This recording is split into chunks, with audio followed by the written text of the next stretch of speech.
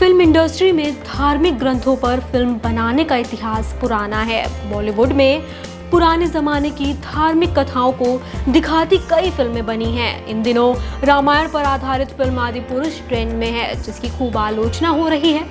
Film critics सुबह का सबसे पहला शो देख कर आए। फिल्म में जो कुछ नहीं पसंद आया उसे अपने कॉलम में उतार दिया। रिव्यूज जनता तक पहुंचे। अब उनकी बारी थी फिल्म देखने की। फिल्म देख कर लौट रहे लोगों ने ट्वीट किए, अपनी बौखलाहट जाहिर की कि फिल्म वाले आखिर दर्शाना क्या चाहते थे। माइथोलॉजी जैसे सब्जेक्ट पर कुछ बनाना हमेशा ट्रिकी काम होता है। लोगों के मन में एक छवि बसी हुई है। आप बेवजह उस छवि से इधर उधर होने की कोशिश करेंगे तो जनता बिगड़ पड़ेगी। आदि पुरुष में भी यही हो रहा है, जहां क्रिएटिव लिबर्टी के नाम पर जलेगी तेरी बाप की जैसे डायलॉग से हमें अपने कान धोने पड़ रहे हैं। बहरहाल आज हम बात आदि पुरुष की नहीं बल्कि रामायण पर बनी एक पुरानी फिल्म की करने जा रहे हैं, जो आज से करीब 70 साल पहले आई थी। फिल्म में काजोल की नानी सीता थी। उस फिल्म के बारे में भी मीडिया में अनाप शनाप लिखा गया। साल 1948 में आई फिल्म का नाम था रामबाण।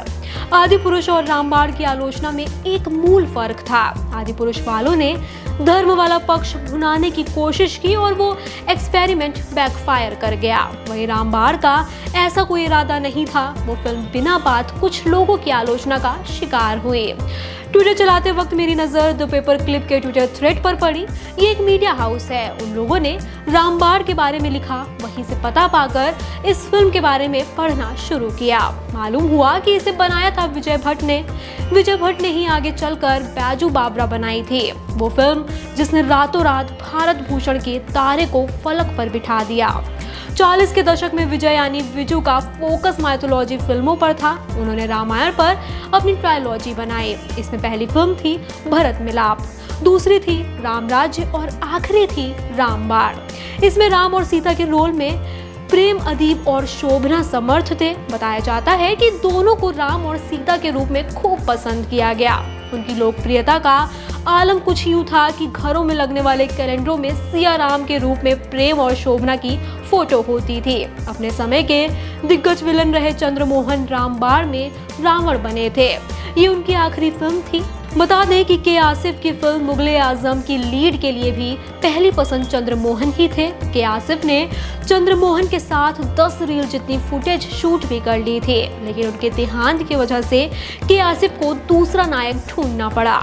2 दिसंबर 1948 की तारीख को रामबाण सिनेमाघरों में उतरी। उन दिनों फिल्म पत्रकारिता प्रचलित पेशा नहीं था। यही कारण है कि दिसंबर में रिलीज हुई फिल्म का रिव्यू छपा मैगजीन के फरवरी अंक में।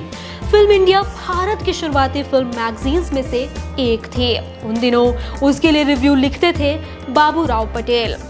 बाबूराव की लेखन शैली को लिखने वालों ने फॉलो किया। हालांकि आज उनकी भाषा को खारिज कर दिया जाता है। उनके रामबाण के रिव्यू से ही इसका उदाहरण देते हैं। उनके रिव्यू का टाइटल था रामबाण एन अनपैरोडनेबल स्लैंडर ऑन हिंदूज। उन्होंने रामबाण को ऐसी फिल्म घोषित कर दिया जो हिंदू भावना का सम्मान नहीं करती। फिल्म के नाम उन्होंने 5 पन्नों का रिव्यू लिखा।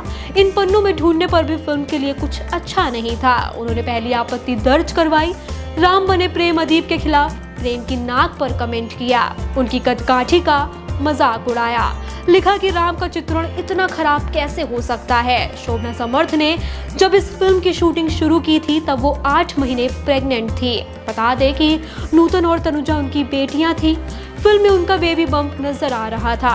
बाबूराव को इससे भी दिक्कत हुई। उनका मानना था कि आज का युवा अगर ये देखेगा तो यही समझेगा कि सीता वनवास के वक्त प्रेग्नेंट थी। उन्होंने लिखा कि शोभना फिल्म में बुजुर्ग लग रही हैं, उनके गाल धंस चुके हैं, आंखों में चमक नहीं, बेडोल शरीर के साथ वो सीता का किरदार कर रही हैं। बाबूराव की कलम में घृणा सिर्फ राम और सीता के लिए ही नहीं थी। उन्होंने रावण को भी भला बुरा कहा था, भला गिनती का और बुरा भर भर के। उन्होंने लिखा कि वाल्मीकि के रामायण में रावण को ज्ञानी ब्राह्मण की तरह दर्शाया गया, लेकिन विजू का रावण किसी शराब पिए हुए बेवकूफ की तरह लगता है। वाल्मीकि के रावण का उपहास उड़ाया गया। बाबूराव पटेल ने रामबाण पर आरोप लगाए कि ये हिंदू भावनाओं का अपमान करती है।